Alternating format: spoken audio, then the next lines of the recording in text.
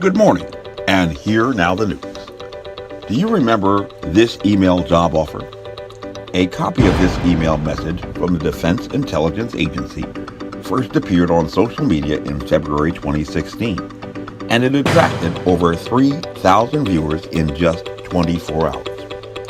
Recently, the recipient of that job offer, former congressional candidate Mike Webb, is speaking out and beginning to ask more questions about why he received that letter offer of a lucrative job for which he was not even qualified before the filing deadline for the Republican nomination convention in the 8th Congressional District, raising a reasonable level of suspicion about the incumbent Congressman Donald Beyer Jr., the only person in that congressional race with the potential authority to have caused Webb to be offered a federal job for which he was not even qualified, but which, if accepted, would have precluded him from continuing in the race as a candidate under the Hatch Act.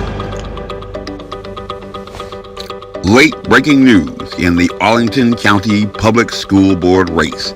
In a traditional Democrat stronghold, may be the early Christmas present for the Republican Party of Virginia candidates for statewide office, that upon which a bookie would not have placed a bet, and involving the most unlikely source for disclosure, the publicly known, unabashed conservative and ever-interesting Mike Webb, who in May of last year achieved instantaneous international notoriety when his posting of internet browser tabs merely suggesting pornographic content went viral to almost 630,000 users on Facebook in less than 24 hours.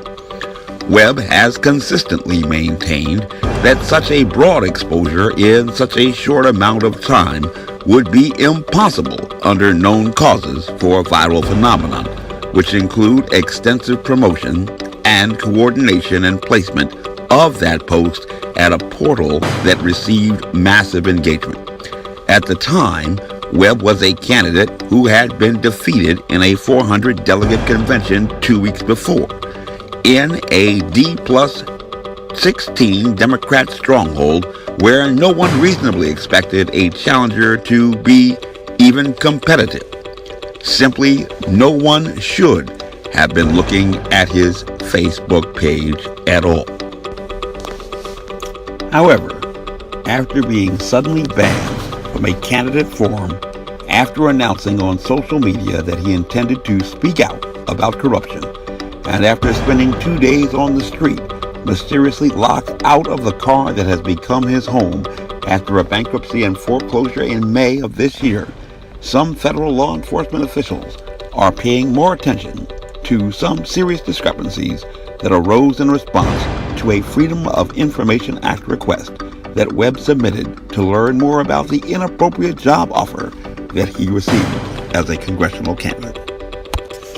The response from DIA was said to be the result of an exhaustive search that found only 4 relevant documents, but which found eligible only 10 pages for release. This release quantity of information confirmed some of Webb's early allegations of corruption because he had stated with authority on many occasions on social media that his request would produce less than 20 disclosable pages. Webb had often emphasized his concern about that agency's decision to place the response on indefinite hold because such a response, classified as a non-complex case, is routinely fast-tracked by any federal agency operating with a backlog to improve daily progress reports. And Webb's insistence on this fact, while not persuasive to the office of Congressman Don Beyer, was dispositive in gaining the intervention of Senator Mark Warner to intercede and expedite the response. And oddly, the most disturbing concern to experienced investigators in examination of the materials released from DIA boils down to just one email, which Webb insists that as a former FOIA analyst, he would never have released. So what is wrong with this email? The casual observer examining this page sees probably only an email with some material obscured by codes and opaque masking of certain words and phrases, like you might see in a spy thriller movie, but otherwise meaningless. However, a trained paralegal or FOIA analyst can use experience to have a better understanding of what response was released. Note that before this one-page email was released with a total of 9 other pages, at least one experienced analyst, generally serving in the federal pay grade of GS9 to GS11, as well as at least one supervisor serving in the federal pay grade of at least GS12 or GS13, had already made a determination that this document contains only disclosable material and that none of it is classified at the time. A close look at the codes that appear to explain the undisclosed words and phrases refer to exemptions 3 and 6 under the Freedom of Information Act. Exemption 6 protects personally identifiable information, or PII, and protects the privacy of any individuals who might be identified in a government document. And the appearance of Exemption 3 in this page of an email released pursuant to FOIA law is used to let the reader know that a specific federal law expressly prohibits disclosure of that information, specifically 10 U.S.C. 424. That referenced statute specifically prohibits the release of any government information regarding details and personnel at DIA, as well as some other federal government agencies involved in national security work. And of acute interest to persons closely examining this one-paragraph email has all to do with the codes that are used to explain the redactions or covered material. Just read the first sentence. Reference blank has respectfully declined our offer, and the reader is directed to Exemption 3 as well as Exemption 6. Webb notes that this is not unusual because the Exemption 3 probably was used only to prohibit the disclosure of the regulatory reference, and that the name of the individual was in such close proximity in the sentence that the analyst probably just joined the citation for convenience. But the sentence continues and states that the individual declined the offered position to accept a position of blank, which is also prohibited from disclosure under Exemption 3, indicating that that individual either took another position at DIA or another agency listed in 10 U.S.C. 424. Webb states that this is significant because whoever was deemed to be the most qualified for this position possessed the requisite experience in contracting and possessed a personnel security clearance at the level of top secret, not just any ordinary person who might be serving French fries at a fast food service counter. The email goes on to note that there are only 2 other remaining applicants who qualified to be offered this job, of whom Webb was one. But of the greatest concern to trained analysts and investigators is what this email states next. It asks a very specific question. Do you wish to proceed with making a job offer to the alternate selection, or does blank management request to cancel or re-advertise the position due to a change in mission requirements? A change in mission requirements. And the internal decision email is signed by a person whose name is not disclosed under the authority of Exemption 3 again, but not also Exemption 6, which would be used to protect just the personal privacy of the individual involved. Webb is raising a question as to why this email was released at all, and asserts that a strong case could be made that this email involved an essentially deliberative process exempted from disclosure under Exemption 5. Again, this material was analyzed and reviewed more than likely by persons more senior in pay grade level to Webb. But if it was not determined to be a deliberative process, which acts similar to the protections afforded in the legal community under attorney-client privilege, it at least raises a question as to why a FOIA officer would open to speculation why that agency decided to extend an offer to Webb, qualified or not, after the mission requirement had changed or gone away, and at the very same time that Webb was being attacked in the local press, not for internet browser tabs, but for simply entering a congressional race as a challenger reputed to be the most vocal opponent to Congressman Donald Beyer.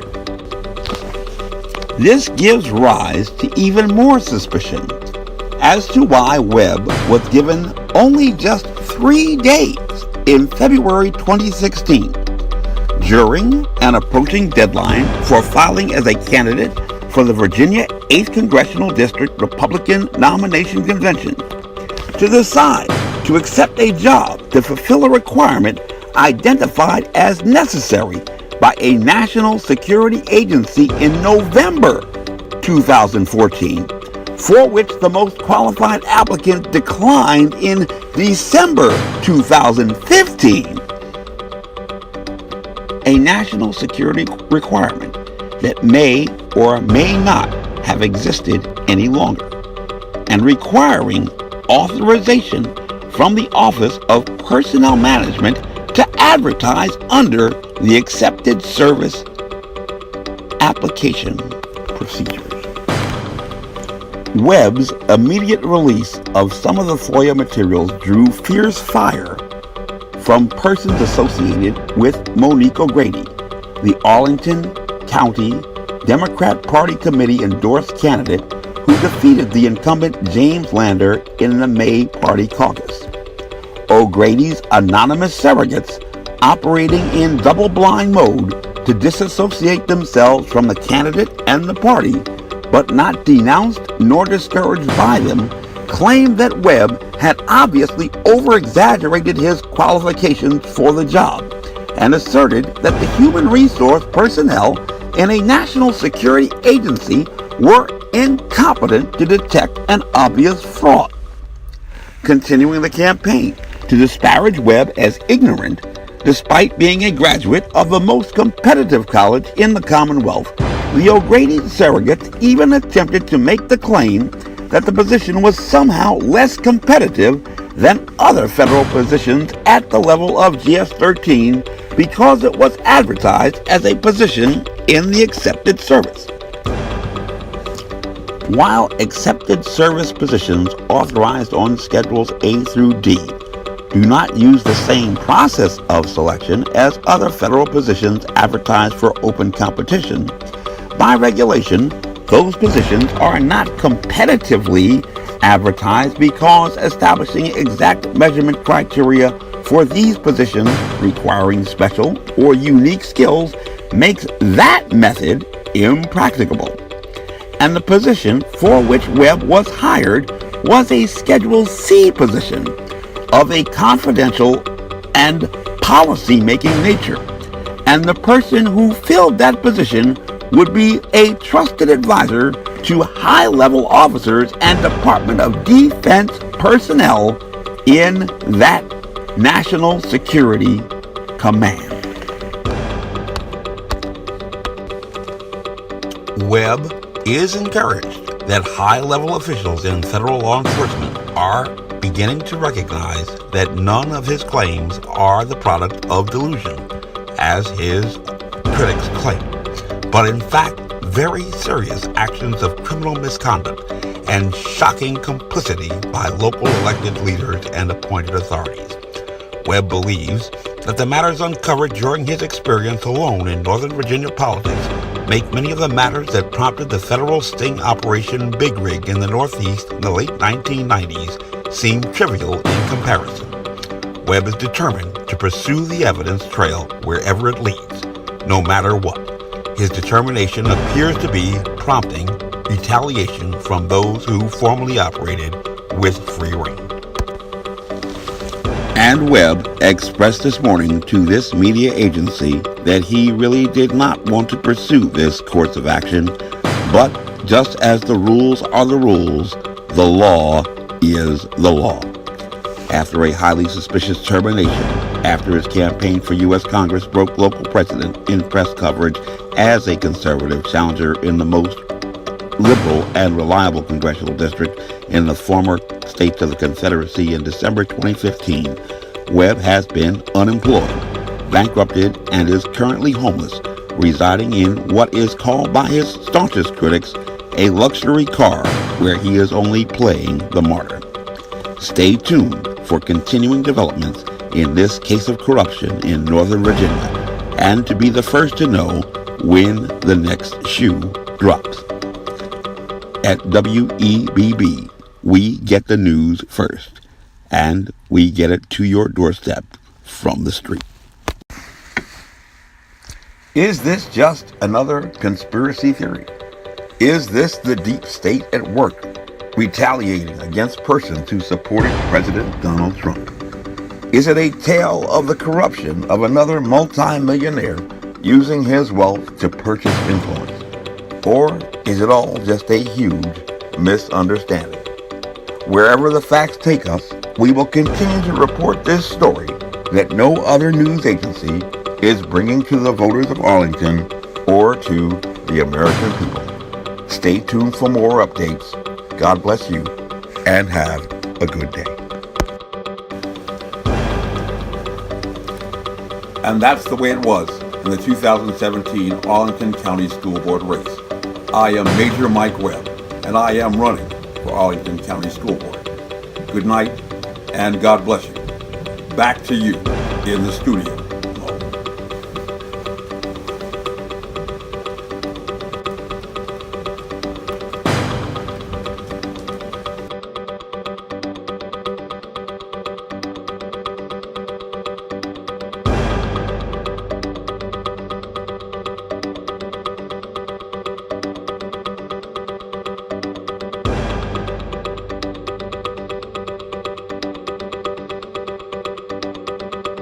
This advertisement was authorized by Mike Webb.